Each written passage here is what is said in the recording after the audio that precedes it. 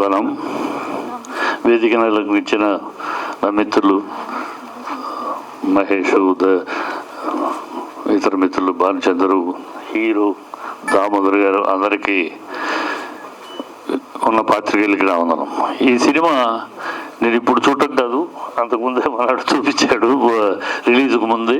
అప్పుడే చెప్పాను ఖచ్చితంగా ఇది నిలబడే సినిమా, పడుకునే సినిమా కాదు, నిలబడే సినిమా అని. నిలబడింది, ఇంకా గట్టిగా నిలబడాల్సిన.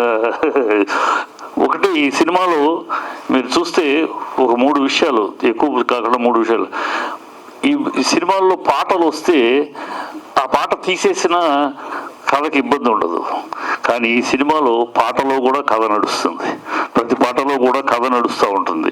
ఆ కథ ప్రకారం పాటలు అంటే ఇవాళ మిస్ అవుతున్న ట్రాక్, ఇవాళ రోజుల్లో మిస్ అవుతున్న ట్రాక్ ఏంటంటే పాట సపరేటు, ఆ పాట తీసేసిన కథగానే ఉంటుంది. అలా పాట డిస్టర్బెన్స్ తప్పితే పాటతోటి కథను నడిపించడం, పాటలో కూడా కథాంశంతో మిక్స్ అయ్యి ఉండటం అనేది ఒక మంచి ప్రక్రియ. అది ఈ సినిమాలో బాగా ఫాలో అయ్యారు. తర్వాత పర్ఫార్మెన్స్ చూసుకుంటే ఎవరు కూడా పర్ఫార్మెన్స్ తక్కువగా చేశారని కానీ, పర్ఫార్మెన్స్ వీళ్ళ బదులు ఇంకొకళ్ళు అయితే బాగుండేదేమో అని కానీ అలాంటి ఫీలింగ్ రాలేదు. సినిమా చూస్తాను సేపు కూడా ఎవరి కాళ్ళు వాళ్ళ పాత్రను బాగా చేశారు. Emerging, promising hero of the ఇండస్ట్రీని ఖచ్చితంగా చెప్పచ్చు. ఎందుకంటే తన నటనలో కానీ, నటన చూపించిన వైవిధ్యంలో కానీ ఎక్కడ కూడా ఒక ఇమ్మెచ్యూరిటీ లేకుండా చాలా మెచ్యూర్డ్గా, చాలా పాయింట్ బ్లాంక్గా చేశాడు. సో ఇలాంటి చిన్న సినిమాలు ఇంకా సక్సెస్ అవ్వాలి, ఇంకా పెద్ద విజయాలు సాధించాలి. ఇలా కాకుండా ఆడిటోరియం అంతా నిండి కరతాళ ధ్వనులతో వాళ్ళకి శుభాకాంక్షలు చెప్పాలి. అలాంటి రోజులు ఇంకా రావాలని కోరుకుంటా.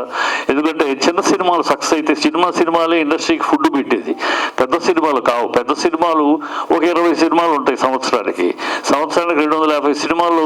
ఈ చిన్న సినిమాలే టెక్నీషియన్స్కి, చిన్న వాళ్ళకి అందరికీ అన్నం పెట్టేది ఈ చిన్న సినిమాలే.